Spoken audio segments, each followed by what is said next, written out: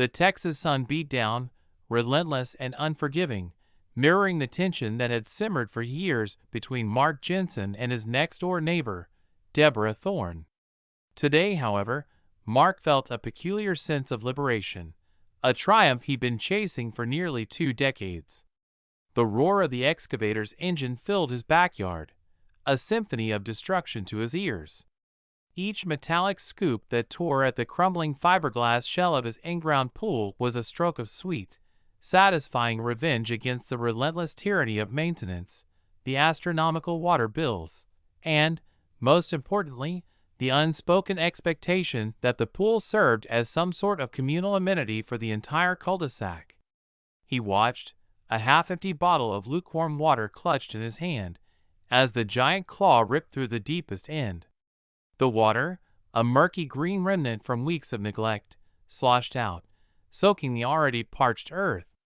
"Almost there, Mark," shouted Manny, the foreman, over the din, giving a thumbs up. Manny had been skeptical at first. "A whole pool gone? You sure about this, buddy? That's a big job." Mark had been more than sure. He was desperate. The pool had been a dream once, a symbol of suburban success when he and his late wife, Sarah, bought the house. But Sarah loved swimming. Mark, not so much. After she passed 5 years ago, the pool became a monument to what he'd lost, a gaping blue maw consuming his time, money, and emotional energy. The filter always clogged, the pump always whined, and the chemical balance was a constantly losing battle. Last month, a pipe burst, flooding a section of his yard and presenting him with a repair estimate that nearly matched his car payment. That was the final straw. He decided then, with a weary sigh and a firm resolve, to reclaim his backyard.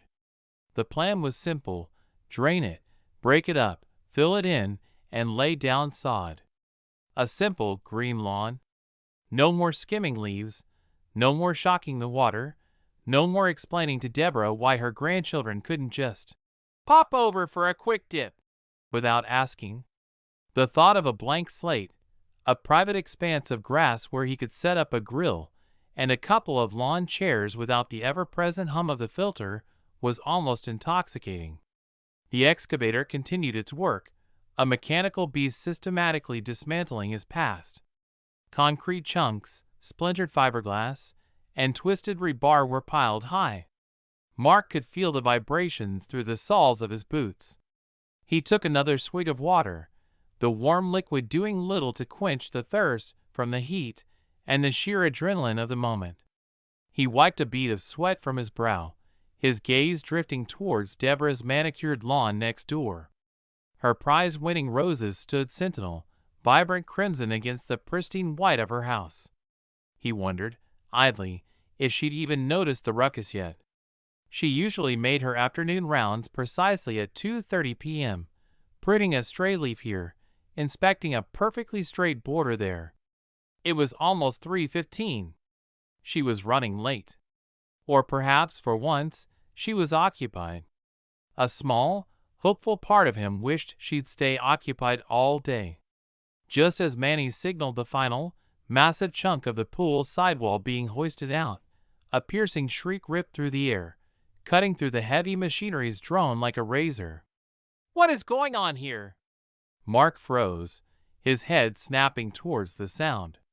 There she was, Deborah Thorne, a vision of indignant fury, standing on her pristine patio, hands clamped to her ears, her usually impeccably coiffed blonde hair slightly askew. Her face was flushed, her jaw tight. She looked less like a concerned neighbor, and more like a general whose troops were under siege. Manny, seeing her, immediately cut the engine of the excavator. The sudden silence was deafening, amplifying the frantic thumping of Mark's heart. He felt a familiar knot tighten in his stomach. "Here we go." "Mark Jensen, what in the name of all that is holy are you doing to your property?" Deborah's voice, though no longer competing with heavy machinery, still carried across the yard with startling volume. She marched down her patio steps, her pace quickening with each stride, crossing the invisible boundary that separated her meticulously maintained world from his soon-to-be reclaimed one. Mark sighed, a long, weary exhalation. He walked towards the fence line, trying to inject a calm, reasonable tone into his voice, knowing it was probably a futile effort. "Hey, Deborah. Just removing the pool. It was getting old, too much trouble, you know?" He offered a small, placating smile.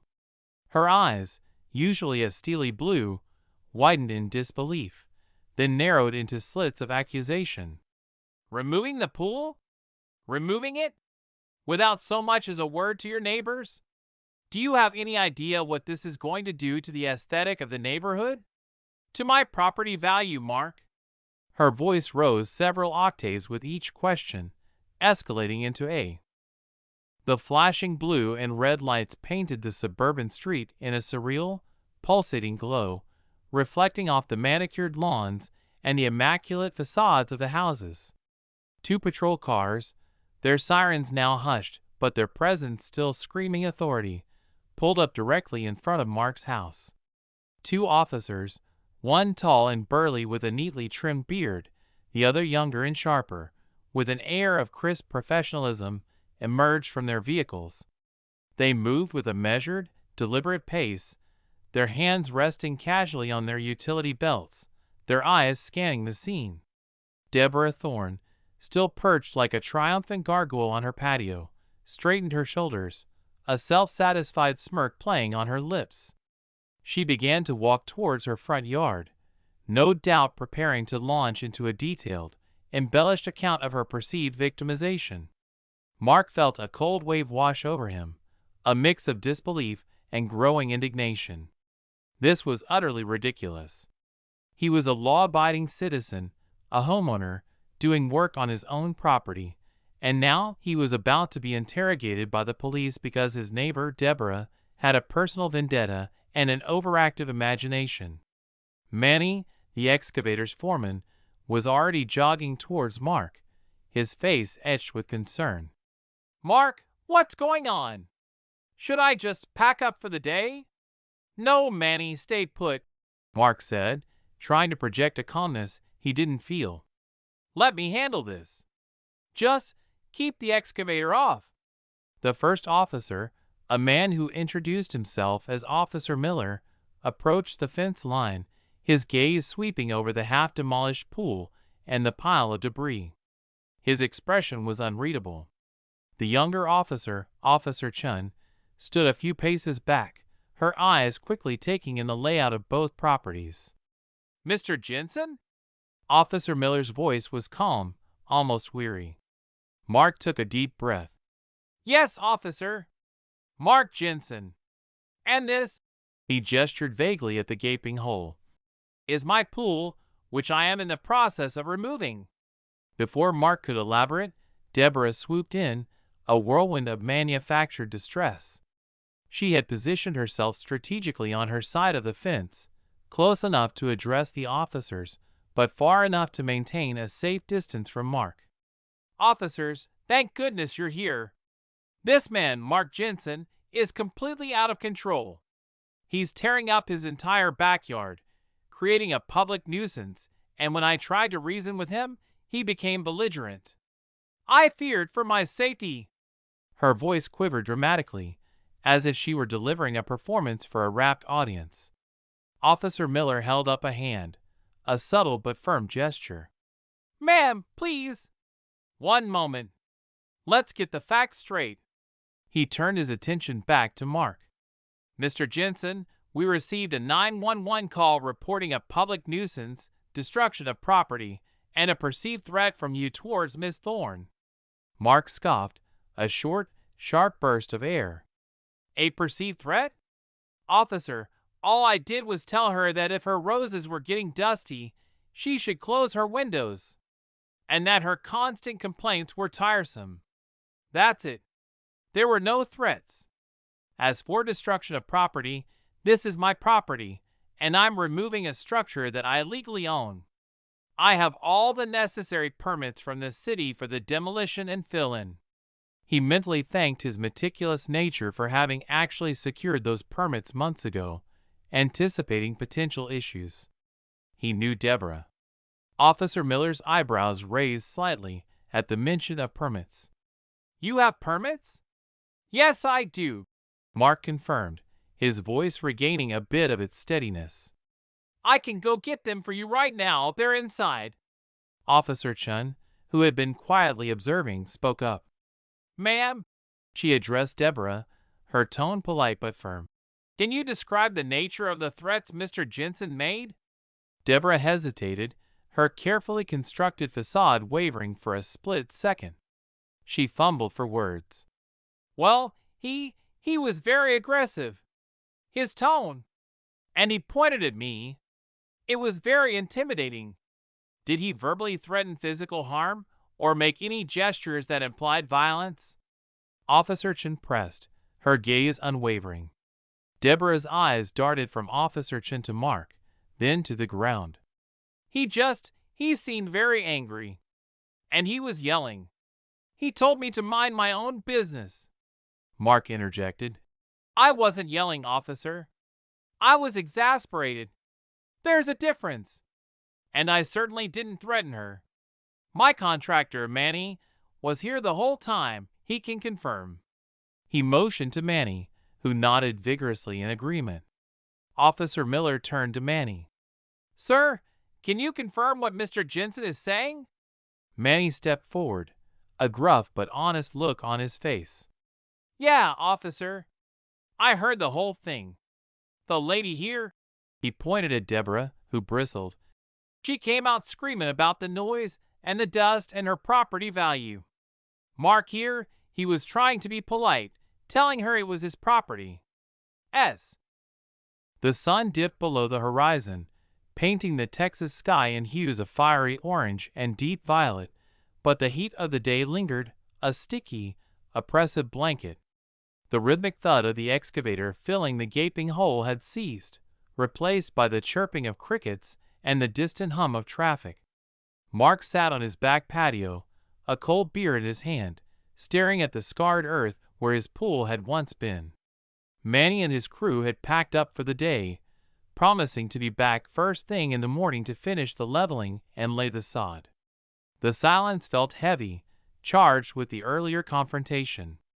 Deborah's parting words, her low, guttural promise of retribution, echoed in his mind. "You haven't seen the last of me. Not by a long shot." Mark knew she wasn't bluffing.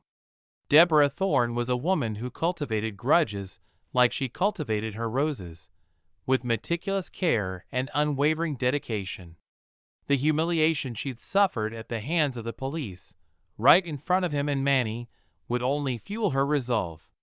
He took a long swallow of beer, the cold liquid a temporary respite from the internal inferno. He needed to be prepared. But what could she even do? The police had cleared him, the permits were in order. She couldn't accuse him of illegal activity. His property, his rules. Or so he thought. The next morning dawned with a clear, merciless sky. Mark woke early, the anticipation of the day's work mixed with a faint sense of dread. He watched from his kitchen window as Manny's truck and trailer rumbled down the street, followed closely by a flatbed carrying rolls of fresh green sod. A fresh start. He allowed himself a brief moment of optimism. But that optimism shattered the moment he stepped outside.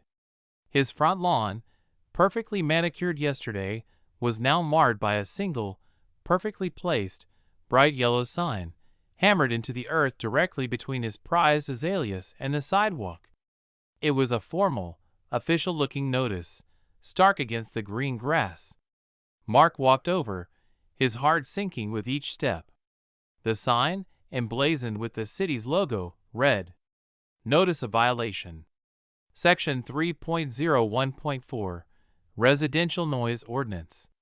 Section 4.02.7, Unsightly or Degraded Property Conditions. Complaint filed, August 29, 2025. Case number, C733892. Beneath it, in smaller print, were instructions for contacting the city's code enforcement department. Mark ripped the sign from the ground, a surge of adrenaline-fueled fury coursing through him. This was Deborah. This had to be Deborah. She hadn't wasted a second. He marched over to his mailbox, checking it with a furious glance. Nothing yet. She was just fast. Manny and his crew were already unloading equipment, but Manny spotted the sign in Mark's hand. He raised an eyebrow. "Trouble already, boss?" "Code enforcement," Mark gritted out, holding up the sign. "Noise ordinance, unsightly property. She must have called them the minute the police left yesterday." Manny whistled. "That lady don't give up, huh? Thought those cops would cool her down. Apparently, they just lit a bigger fire," Mark muttered, crumpling the notice in his hand. He pulled out his phone, his fingers flying to call the code enforcement office. He was met with an automated system, instructing him to call back during business hours. It was 7:30 a.m. He'd have to wait. The work began again, the familiar roar of the machinery a defiant response to Deborah's latest salvo. Mark tried to focus, to direct Manny, to oversee the precise laying of the sod, but his mind kept returning to the yellow sign. Unsightly and degraded property conditions? He was improving his property. He was turning a money pit into a beautiful green space. This was pure harassment. Just before lunch, as Manny's crew was meticulously rolling out the last section of sod, a sleek, unmarked sedan pulled up to the curb. A man in a crisp polo shirt and khaki pants, carrying a clipboard, emerged. Mark knew instantly. Code enforcement. "Mr. Jensen?" the man asked, his voice even and professional. "I'm Gary Dobson, from City Code Enforcement. We received a complaint regarding your property." Mark forced a polite smile, though his insides were churning. "Yes, Mr. Dobson. I just found the notice. I was trying to call your office." He gestured to the nearly completed lawn. "As you can see, we're actually in the process of rectifying any unsightly conditions. We're replacing an old, broken pool with a new lawn." Gary Dobson's gaze swept over the fresh sod, the now neatly filled hole, and then to the remaining pile of debris at the side of the house, awaiting removal. "I see. The complaint specifically mentions loud construction noise outside of designated hours, and a large excavation site creating an eyesore." He consulted his clipboard. "The complaint was filed yesterday evening, and then again this morning regarding continued noise." Mark felt his blood pressure rise. "Yesterday, the work was well within the designate." The 48-hour deadline from code enforcement passed, and Mark, with Manny's diligent help, had managed to comply, though it felt less like compliance and more like a forced surrender. The last of the debris was gone, the fresh sod lay green and immaculate over the former crater, and Mark's backyard looked, for the first time in years, truly peaceful. Yet, the peace was superficial, a thin veneer over the simmering resentment that now permeated his life. He knew Deborah was not done. Her promise echoed, a constant, low thrum beneath the surface of his days. A week later, the first sign of Deborah's next maneuver arrived, not as a yellow sign or a uniformed officer, but as a subtle, unsettling shift in the neighborhood's atmosphere. Mark noticed it first in the hesitant waves from other neighbors, the quick glances averted when he passed on his morning walk. The usual friendly banter at the community mailbox had dried up, replaced by strained smiles and hurried departures. It was a classic Deborah tactic, the whispering campaign. He heard snippets, carefully vague, strategically placed. Mrs. Henderson, a sweet elderly lady 3 houses down, stopped him as he was retrieving his mail. "Mark, dear, is everything all right? I heard there was quite a commotion at your place last week. And that poor Deborah, she looked so upset." Her eyes, usually full of warmth, now held a hint of wary judgment. Mark forced a smile. Everything's fine, Mrs. Henderson. Just removed my old pool. You know, maintenance was a nightmare.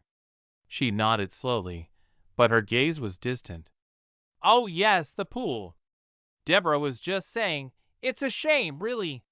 Such a beautiful feature. And the noise, dear, she said it was quite dreadful for the children. Disrupting their naps, apparently. Children. Again with the phantom grandchildren. Mark clenched his jaw. The work was all permitted, and the noise was within legal hours, Mrs. Henderson. Oh, I'm sure it was, dear, she said, though her tone suggested she wasn't sure at all. It's just, well, Deborah is very concerned about the community. She really cares, you know. She hurried off, leaving Mark with a bitter taste in his mouth. Deborah wasn't just complaining to the authorities anymore. She was weaponizing public opinion. He knew it was unfair, but in a tight-knit community like theirs, perception was everything. Deborah, the self-appointed guardian of neighborhood standards, was painting him as a reckless, inconsiderate brute, trampling on the collective peace and property values. The real blow, however, came a few days later, in the form of an official-looking envelope, not from the city, but from the HOA. Mark stared at the return address, a dull ache settling in his chest. The HOA, Deborah had scoffed, was toothless. Apparently, she decided to give it some teeth, or at least sharpen its existing ones. Inside was a letter, crisp and formal, stating that a special emergency meeting of the Homeowners Association Board of Directors had been called. The agenda: review of potential violations concerning ongoing property modifications and neighborhood disruptions at 1234 Oakwood Lane. He was invited to attend to present his side. The meeting was scheduled for Friday evening. Mark read the letter twice, his fury slowly turning into a cold, calculated resolve.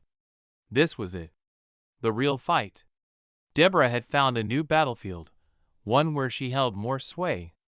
He knew she had friends on the board, people she had charmed and manipulated over the years with her baked goods and her unwavering presence at every single community event.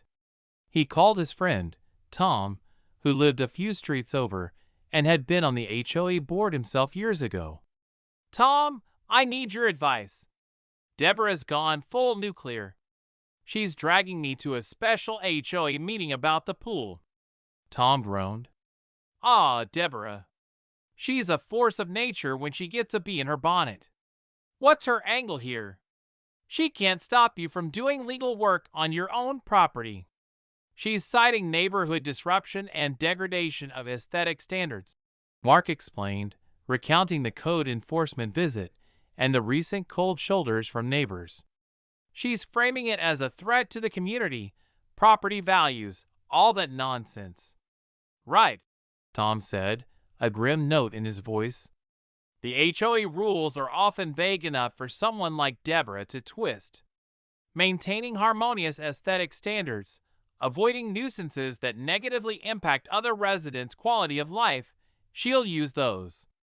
She probably managed to get a sympathetic board member to call the meeting. She's good at rallying the troops. So what do I do? Mark asked, a hint of desperation creeping into his voice. You go in there prepared, Mark. Don't let her control the narrative. You need to show them you've complied with all city ordinances, that the work is complete, and that you've actually improved your property, not degraded it. Bring your permits, Bryn. Mark spent the next few days in a whirlwind of phone calls, consultations, and meticulous planning. The decision to go on the offensive, to build something that would be both legal and subtly infuriating to Deborah, had invigorated him. He wasn't just reacting anymore. He was strategizing. The target of his new project wasn't just a physical structure. It was Deborah's unshakable sense of control and her meticulously curated image of their suburban idol. His first call was to a local landscape architect, not just any architect, but one known for innovative, unconventional designs. He needed someone who understood the subtle art of passive-aggressive landscaping, someone who could help him interpret the HOA's vague, aesthetic standards in a way that would be technically compliant yet utterly unexpected. "So you want something prominent?" asked Liam, the landscape architect, a man with a shock of unruly brown hair and an artistic gleam in his eye during their initial consultation in Mark's newly sodded backyard. "Something that will adhere to HOA guidelines, but also make a statement." He had listened intently as Mark recounted the saga of the pool, the 911 call, the code enforcement, and the HOA meeting. Liam had a look of amused admiration. "A Karen, huh? They're a special breed." "Exactly," Mark confirmed, a rare grin spreading across his face. "I want to put something in this spot where the pool was.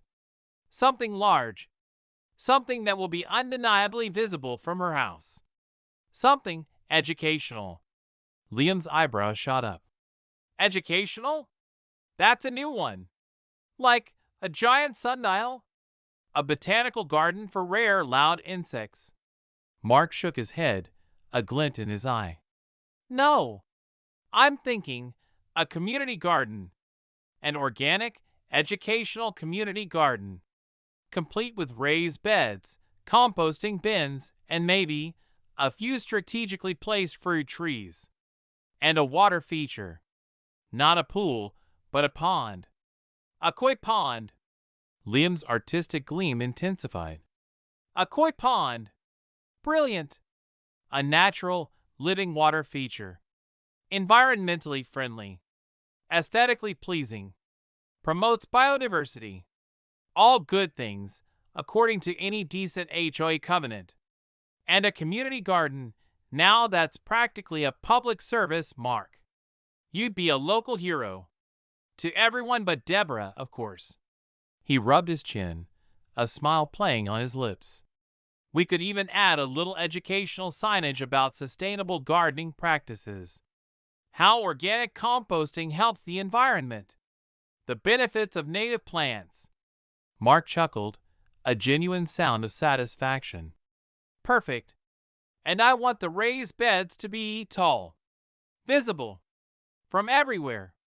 He gestured towards Deborah's house. "Especially from over there." The plans quickly took shape. Liam drafted designs that were undeniably beautiful, incorporating drought-tolerant plants, a meandering path of reclaimed flagstone, and several robust, waist-high raised garden beds that would house a variety of organic vegetables and herbs. The centerpiece would be a tranquil koi pond, complete with filtration and a small, gurgling waterfall. It was all meticulously documented, every detail conforming to local regulations, and, more importantly, carefully framed to appeal to the aesthetic standards and community values so dear to the HOA. Mark applied for the necessary city permits, which, to his surprise, were granted without a hitch. His next hurdle was the HOA. This time, he wasn't going to a special emergency meeting called by Deborah. He submitted his plans formally through the official channels, a thick binder filled with Liam's professional renderings, plant lists, and a detailed explanation of the gardens, community benefit, and educational value. He highlighted its sustainable features, its potential to attract beneficial pollinators, and its overall contribution to the harmonious aesthetic of the neighborhood. He even included a letter of support from a local gardening club, extolling the virtues of community gardens. The waiting game was agonizing. Mark knew Deborah would see the plans. She would scrutinize every line, every plant choice, every dimension. He imagined her, hunched over the blueprints, her face a mask of furious concentration, searching for any possible infraction. The HOA's response came 3 weeks later. It was a single, curt letter, approving his plans. No explanation, no caveats, just a stamp of approval. Mark reread it several times, a wave of relief washing over him, quickly followed by a surge of triumphant satisfaction. He had anticipated a fight, a rejection, a demand for modifications. The silence meant one thing: Deborah had tried to block it, and she had failed. The design was simply too good, too compliant, too community-minded to be reasonably rejected. Work began a month later. This time, Mark ensured everything was impeccable. The construction was swift, clean, and meticulously scheduled during approved hours. Manny's crew, now seasoned veterans of the Jensen-Thorne feud, we